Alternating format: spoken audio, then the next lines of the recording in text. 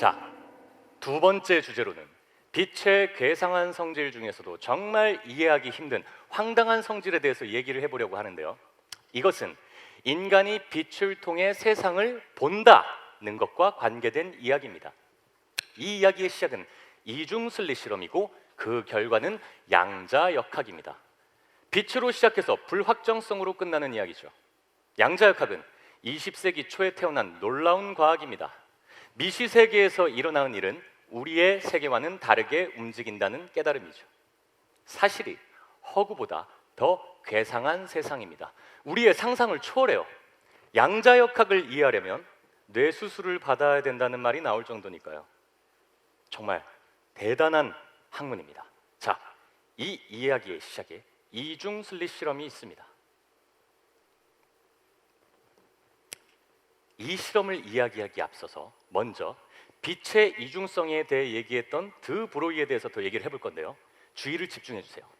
드 브로이는 빛의 이중성뿐만이 아니라 물질파로도 유명했습니다. 파동이 입자의 성격을 띨 수 있었던 것처럼 입자도, 즉 물질도 파동의 성격을 띨 수 있다고 하는 것이 바로 물질파입니다. 파동이 입자의 성격을 띠는 것도 놀라운 일이었지만 더더욱 놀라운 것은 물질이 파동의 성격을 띨 수도 있다는 것이었어요. 참으로 놀라운 발상의 전환이었는데요. 네. 이런 마치 동전의 양면처럼요. 그렇죠. 그래서 과학자들이 빛이 아닌 전자로 이 이중슬릿 실험을 한번 해봤습니다. 전자는 아주 작기는 하지만 하나하나 관측 가능하고 질량도 있고 그리고 전하량도 측정 가능하니까요. 그래서 이 이중슬릿을 향해 입자인 전자를 하나씩 쏘아본 거죠. 결과는 어땠을까요? 영상 보시죠. 자, 이 영상은 실제 일본의 토노무라 교수의 실험을 기록한 영상입니다. 보시다시피 결과는 마치 여러 개의 줄무늬, 즉 간섭무늬를 만들어내는군요.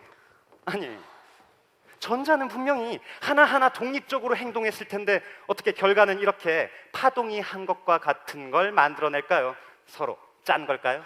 정말 경이롭습니다. 자, 이 화면을 한번 보실까요? 축구 선수가 이런 식으로 공을 차면 공은 당연히 두 무더기로 모입니다. 축구공은 누가 봐도 커다란 입자니까요. 자, 제가 손에 들고 있는 이건 뭘까요? 이건 물론 모형입니다. 세상에서 가장 작은 축구공, 버키볼입니다.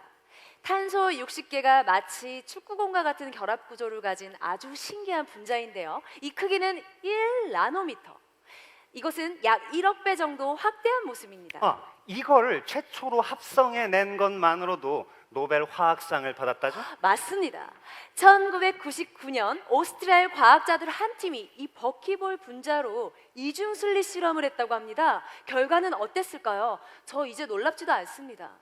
역시 간섭무늬가 나타났습니다. 여러분, 하나의 입자가 파동처럼 두 개의 슬릿을 동시에 통과해야지만 간섭무늬가 나타날 수 있습니다.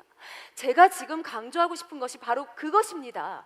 그것이 이중슬릿 실험에서의 광자든 토노무라 교수의 전자든 이 버키볼과 같은 분자든 하나의 입자가 두 개의 슬릿을 동시에 뿅 하고 통과해야지만 간섭무늬가 나타날 수 있다는 거죠. 그렇다면 세상에서 가장 작은 이 축구공은 두 개의 슬릿을 동시에 통과한 걸까요? 네, 그렇네요. 우리는 축구공이 동시에 두 곳의 슬릿을 통과했다고밖에 말할 수가 없습니다. 와, 이거 정말 짱이네요. 아니, 만약에 진짜 우리가 축구공을 이렇게 찰 수 있다면, 동시에 두 곳에 찰 수 있다면 우리나라 월드컵 우승하겠네요. 맞습니다. 지금 바이러스로도 과학자들이 이중슬릿 실험을 계획하고 있다고 합니다. 바이러스는 0.1 마이크로미터, 이 버키볼 분자의 약 100배 크기에 해당한다고 하죠. 그런데 만약에 이 실험이 성공한다면 아메바나 유글레나 같이 단세포 생물로도 성공하지 못할 방법이 없다는 거죠. 그런데 만일 단세포 생물도 이 간섭무늬를 보였다면, 그리고 슬릿을 통과한 이후에도 살아있다면 도대체 우린 이걸 어떻게 받아들여야 하는 걸까요? 정말 대략 난감입니다. 하지만 이중슬릿 실험의 기괴함은 여기서 끝이 아니에요. 오히려 시작이라고 할 수 있죠. 양자역학의 시작 말입니다. 여기서 지금 과학에 관심이 있으신 분들이라면 이런 질문을 하실 수 있을 거예요. 아니 도대체 뭐가 문제지? 입자도 측정 가능하다고 했으니까 슬릿의 한 곳에 측정기를 두고 관측을 하면 될 거 아니야. 그럼 입자가 어느 곳을 통과했는지 알 수 있을 거 아니야. 예, 우리의 똑똑한 과학자들이 이것을 실험을 했습니다. 결과는 어땠을까요? 정말 놀랐습니다. 파동의 증거였던 간선무늬가 사라졌습니다.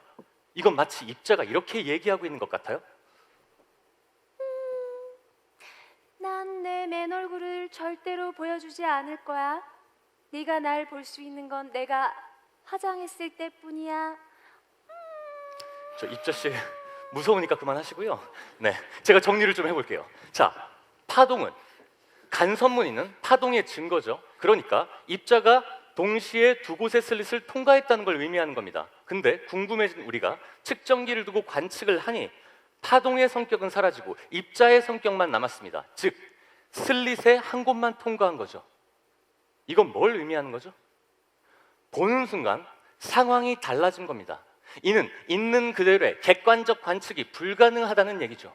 우리는 자연의 맨 얼굴을 절대 볼 수 없는 운명인 거죠.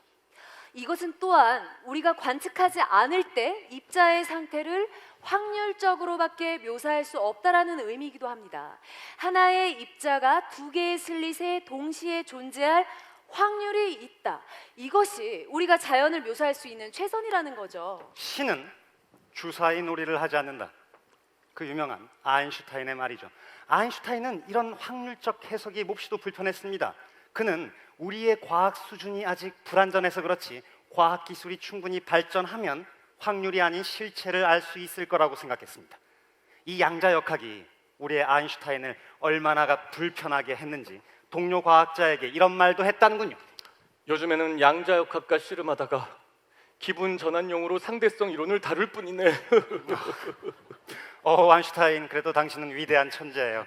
미야오, 미야오. 여러분, 슈레딩거의 고양이라는 단어 들어보신 적 있나요? 과학 좋아하시는 분들은 이 단어 한 번쯤은 들어보셨을 텐데요. 이러한 양자역학의 확률적 해석을 극단적으로 밀고 가면 고양이가 50%는 죽어 있고 동시에 50%는 살았다는 상황에 처하게 됩니다. 이 얘기는 좀 어려우니까 이따 교수님께서 아마 설명해 주실 겁니다. 아무튼 아까 두 개의 슬릿을 홍길동의 분신술을 써서 동시에 통과한 다음에 다시 합체해야 하는 단세포 생물의 운명과도 같은 거죠. 정말 멘붕입니다. 아인슈타인 박사님, 신에게 이래라 저래라 말하지 마세요. 이것은 아인슈타인 박사와 치열한 논쟁을 벌였던 보어의 얘기입니다. 자연은 확률적 상태로만 존재하며 인간이 그것을 보면 자연은 그중 하나를 실현시켜 버립니다. 객관적 관찰자의 지위를 허용하지 않는 거죠. 마치 신은 주사위 놀이를 즐기고 있는 것만 같아요. 자, 확률적 본성을 근거로 하는 양자역학은 19세기 결정론적 확실성을 뽐내던 과학을 불확실한 확률의 세계로 끌어내립니다. 아인슈타인 박사는 이러한 과학의 추락을 절대 용납하려 하지 않았고 이는 우리의 과학이 아직 불완전하기 때문이라고 생각했습니다. 하지만 이러한 양자역학은 확률적 본성과 관측의 한계가 우리의 자연을 지배하는 근본적 원리라고 기술하고 있습니다. 자, 이런 당치도 않은 양자역학에 대해서 실제 과학자들은 어떻게 생각하고 있을까요? 부산대 물리교육과 김상욱 교수님이십니다. 교수님, 지금 양자역학에 대해서 오랜 시간 동안 얘기를 나누고 있는데 아인슈타인의 말이 맞나요? 아니면 보어의 말이 맞나요? 보어의 말이 맞습니다. 끝. 게임 오버. 네, 더 얘기할 필요 없어요, 사실. 네, 보어의 말이 맞아요. 물론 이렇게 하면 안 되겠죠? 조금 더 설명을 해주신다면. 네, 아인슈타인과 보어는 그 빛과 물질의 본질이 무엇인지를 놓고서 여러 번 싸웠습니다. 우선 먼저 아인슈타인이 모든 사람들이 파동이라고 믿고 있던 빛을 입자라고 얘기함으로써 첫 번째 사실 도전장을 던진 건데요. 보어뿐만 아니라 당대의 모든 물리학자는 아인슈타인의 말을 믿지 않습니다. 왜냐하면 아주 오랫동안 빛은 파동이었거든요. 하지만 결국 나중에는 빛이 입자의 성질을 갖는다는 사실이 입증이 됩니다.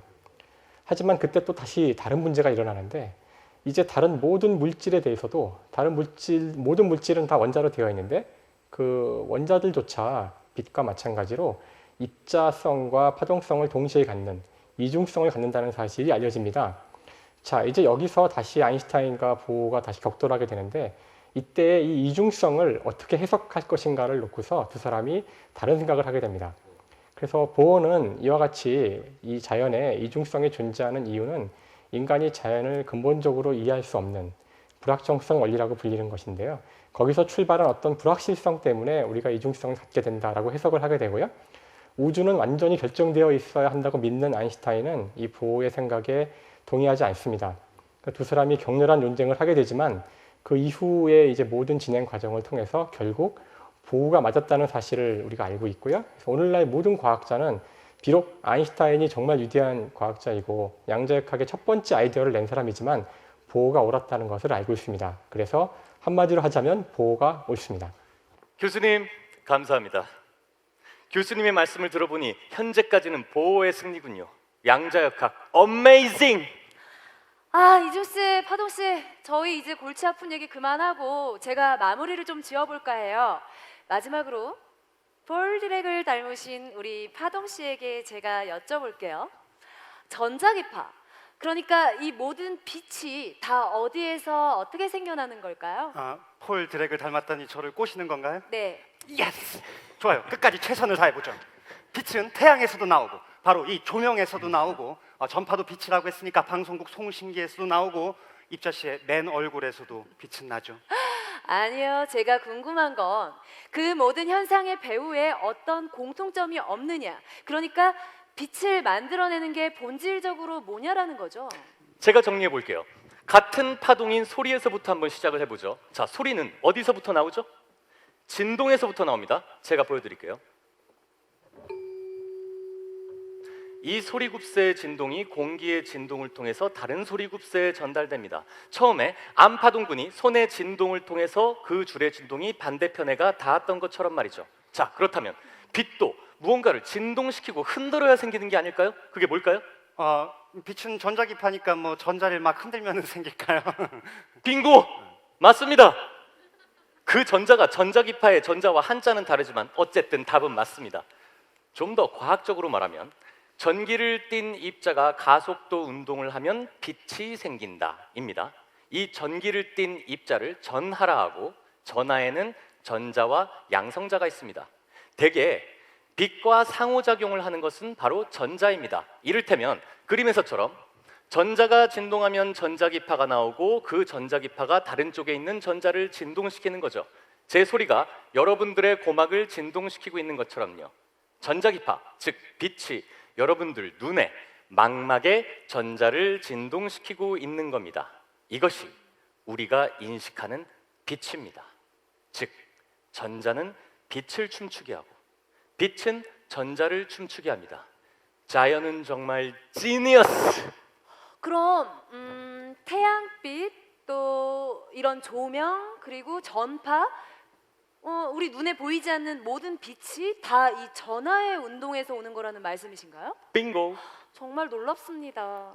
이처럼 빛은 미시 세계가 우리에게 보내는 신호예요. 지금 여러분들이 듣고 보고 느끼는 거의 모든 것들은 미시 세계에서의 빛과 전자의 춤입니다.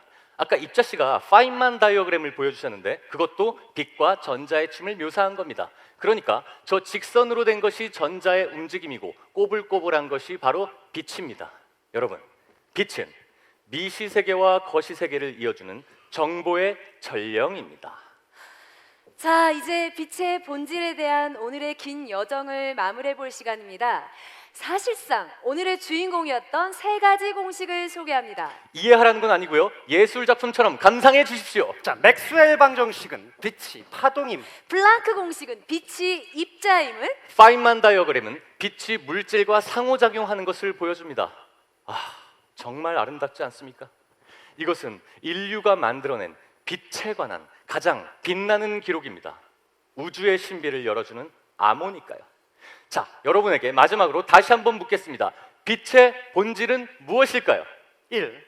빛은 전하의 운동에서 생기는 전자기파다. 2. 빛은 미시세계와 거시세계를 이어주는 메신저다. 3. 빛은 입자면서 동시에 파동처럼 행동한다. 웨이비클. 자, 오늘의 가장 중요한 키워드 중 하나가 바로 이것입니다. 웨이비클. 오늘 이것만 하나 알고 가도 하나 건지신 거예요. 자, 마지막으로 다 같이 한번 발음해 보시겠습니다. 다 같이 웨이비클! 웨이비클! 웨이비클! 웨이비클! So cool!